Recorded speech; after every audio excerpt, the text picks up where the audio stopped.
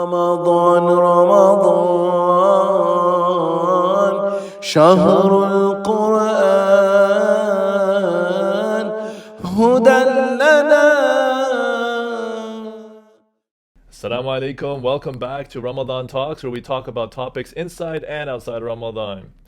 Now, our last conversation was all about the Qur'an, and there were four key things when it comes to understanding and learning about the Qur'an. First, we read it, then we understand it, then we implement it, and teach it. MashaAllah, we're going to unpack this conversation more because the topic of misapplication definitely comes up. Dr. Slimi, can we elaborate? Assalamu alaikum again, our viewers, and thank you for bringing up again that topic. It's very dear to me because the whole thing about teaching as a teacher for many years, alhamdulillah, I myself try to learn not only how to practice it, but also learn how to give it back. So, yes, so every Muslim should try their best to read the Quran properly. They may not become a Qari, but read. So reading enables you to understand later. The more you read, the more you'll understand. The very first word in the Quran,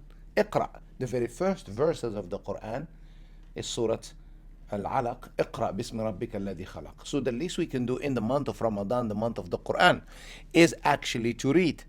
And some people say, well, I'm reading, I'm not understanding. Well, at least read. Don't skip to translation. Like, remember what we said about the Quran. The Quran is not only in the book, it's also that spirit, that nur. So read, read, read. Oh, I don't know. There's no I don't know. There is I will try. This is very important that you make the effort. You know, we taught a course, one of the Ramadans a few years ago. It took us 1 week to make, and most of them were like reverts and people who are English-speaking natives. So, and in one, I proved to them in 7 days they were able to read. It's just making the effort. But this very important step. Once you read and you get that spiritual blessing of the Quran and you understand, you don't have to understand the reasons behind the revelation or the details. No, just understand the basic meaning and then implement. If it talks about honesty, be honest. If it talks about paying attention, pay attention. If it talks about respecting elders, respect elders. If it talks about listening to others before you talk, then listen. This is basically simplement. And the more you read, and the more you understand, and the more you practice, you know, you're getting education, knowledge, and wisdom. Now you want to give back. Teach children. Teach people who want to learn. These days, nobody wants to learn, by the way. And if not, call others to it. Da'wah. Da'wah is a form of teaching. And it is our responsibility as Muslims to share it. But this is the key, which we spoke about. Some people say, well, I don't want to be accused of being a hypocrite. I teach things I don't know. And don't. Teach what you know. Nabi Sallallahu Alaihi Wasallam said, بَلِّغْ عَنِّي وَلَوْ آيَةً. Deliver on my behalf even one ayah. So share one ayah. He's not asking you a lot. And inshallah, you will be rewarded for doing that one ayah. There is a beautiful saying, it's a poem, it's a long one, but it says that one prose, يا حافظ القرآن لست بحافظ حتى تكون للقرآن مطبقا. Oh, you, the hafid of the Quran, you're not truly a hafid. He memorizes it. Until for what you have memorized, you are implementing. So yes, this burden, oh, I'm not practicing. So no, do what you can. And if you're a hafid, inshallah, we expect you to be, you're not going to be perfect, you're not going to be the messenger of God, but do your best to engage in this. Practice, and I would say don't preach until you practice. So now, one question that might arise is about the understanding. So the Quran is clear-cut, standard. You only have one copy of the Quran, so everyone has that fairly objective measuring stick. When it comes to understanding, maybe some people say there's different tafsirs. How is it possible that you have the same Quran and you have different scholars interpreting it in different ways? Because everyone came in a different context. If a scientist goes and reads the Quran and he talks about creation, he looks at the word creation and whatever Allah mentions about life and this in a different perspective. So he would express it in his own way. If somebody has no knowledge, he would talk about very basic things. But I would say, understand in a way when you explain it to the children, it will be clear to them. You know, when you know that you have understood something, it shows in how you explain it to someone with a very simple mind, such as a child. That's why I say always, the best teachers are those who teach children. Believe me, I have taught different ages back in the days, and you may tell me it's more difficult to teach the high school students. No, it's more difficult to teach little kids because they don't have concepts.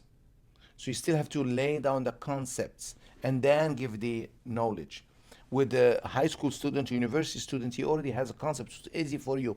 You're just giving information. With a child, you're not giving information only. You're giving also, before you give information, you have to give them the concept of knowledge and many other concepts. So our struggle, as you said in the question earlier, we're discussing from one of our viewers, is that a lot of people read the Qur'an, but they don't practice. Well, we're not here to judge, but the young man or young lady brought up a very important point. It is us, some of us, that make people run away from the Quran. The behavior. I hear very often, sometimes we do counseling. Oh, my dad prays and this, but he yells at my mother, he beats up my mother. Or, I mean, not very often, but you hear things like that. Or I know my uncle, he went to Hajj and he does Umrah and this, but he's very bad, he talks bad about people. Or my aunt. Remember what the Prophet ﷺ said? Remember the story?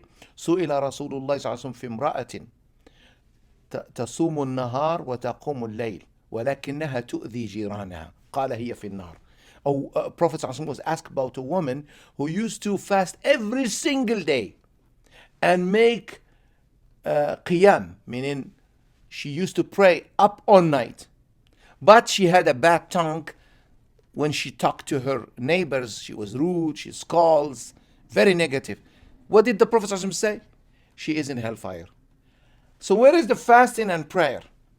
Because all that fasting and prayer was not implemented in how you treat people good.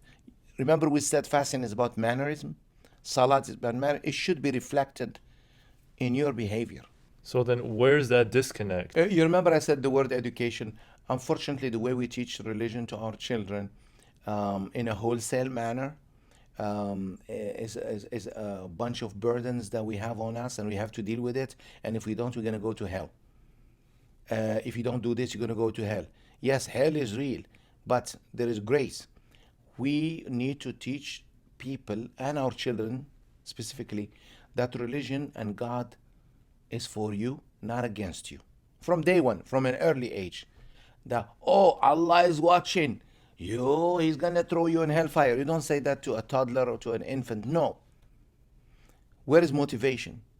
The way we talk to children has to change, because maybe me and maybe, your mother or we are generation X, we are generation X. You're probably generation Z. We managed to come out of it. Some of us were even beaten and this, but we came out of it, But this generation is different. They have many, many choices. And if you're not, and it's a competing world. It's about winning hearts. And if we cannot win their hearts, make them love anything that has to do with Allah, then we will lose them. SubhanAllah. So it starts with love, not fear. That's where the disconnect comes in. Definitely much more to unpack here, Dr. Slimi. Really, really appreciate that. And may Allah subhanahu wa ta'ala guide us in the month of guidance to help our next generation and grow. Thank you so much for tuning in. And as always, if you have any questions or comments, feel free to drop them down below. And until next time, Assalamu alaikum.